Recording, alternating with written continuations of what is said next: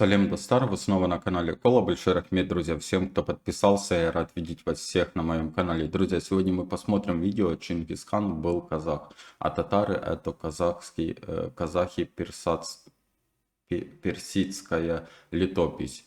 Давайте посмотрим, увидим, что здесь расскажут, друзья, покажут перед просмотром. Не забываем подписываться, проставлять лайки, прожимать колокольчики. Видео выходит каждый день, и видео выходят все по вашим заказам. Ссылку на канал автора я оставлю в описании под видео. Обязательно переходите, смотрите различные видеоролики. Смотрим, друзья.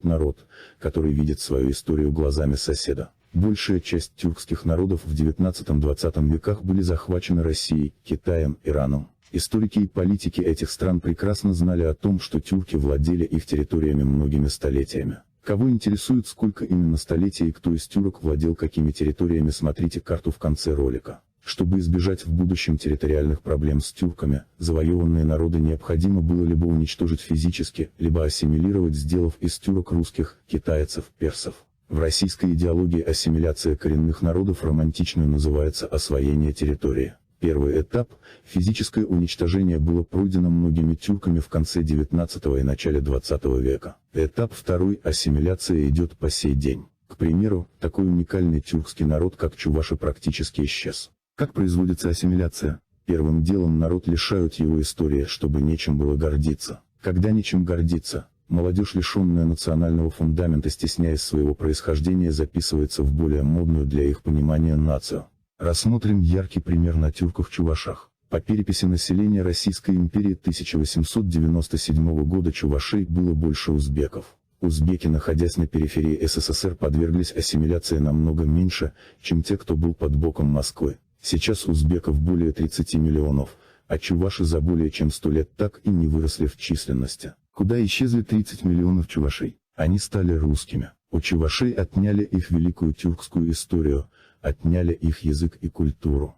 Лет через 5 Чувашию переименуют в какую-нибудь Белозерскую губернию, и проблема с очередными индейцами будет решена навсегда. Канал «Глазами истории» критикуют даже некоторые казахи, крича в комментариях, что скифы это иранцы, Чингисхан это монгол, у казахов не было письменности и они всегда кочевали. В этих людях до сих пор сидит червь враждебной пропаганды. Есть множество первоисточников и исторических артефактов, говорящих о том, что скифы это предки тюрок, а империя Чингисхана была тюркской. Фазлалах ибн Рузбихан Исфахани, персоязычный историк тюркской империи Акак и Унлу на территории современного Ирана. Тюрки Акак и Унлу были суннитами. После прихода к власти тюрок шиитской династии сефевидов бежал и жил в тюркской империи шейбанидов.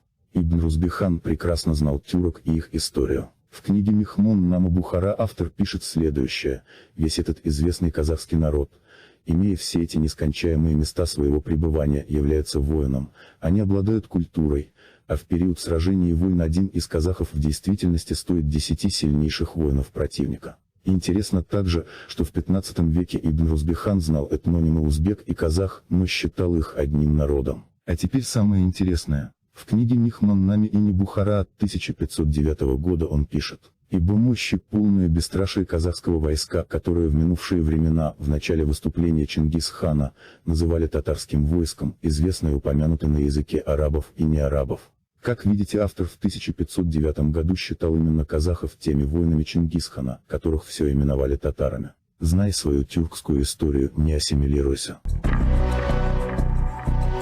Друзья, ссылку на канал автора я оставлю в описании под видео. Обязательно, кому интересно, переходите, смотрите различные видеоролики. Но для себя я скажу, друзья, когда-то мне один из подписчиков, да, посоветовал посмотреть этот из глазами истории видеоролик. Для себя я открыл этот канал, и я был просто удивлен, конечно же, тем масштабом автора, как он всю эту информацию для нас, да, добывает, как он ее делает, пишет, и чтобы мы не заморачивались, да, читая там многие томы там какой-то истории, он все нам в беглой форме рассказывает и показывает и предоставляет различные источники и факты, как на самом все деле было, друзья.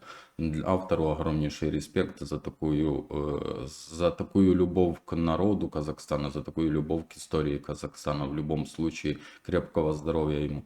И пускай в дальнейшем нас радует, я так понял, у него сейчас какие-то трудности, да, и Он их решает, и в любом случае мы ждем от него только новых видеороликов 100%, потому что такой канал для меня, вот я многие каналы пересматривал, да, различную историю, различные факты, но вот именно так, чтобы открывалась для меня история, это первый канал, друзья, и я очень доволен, что я нашел его.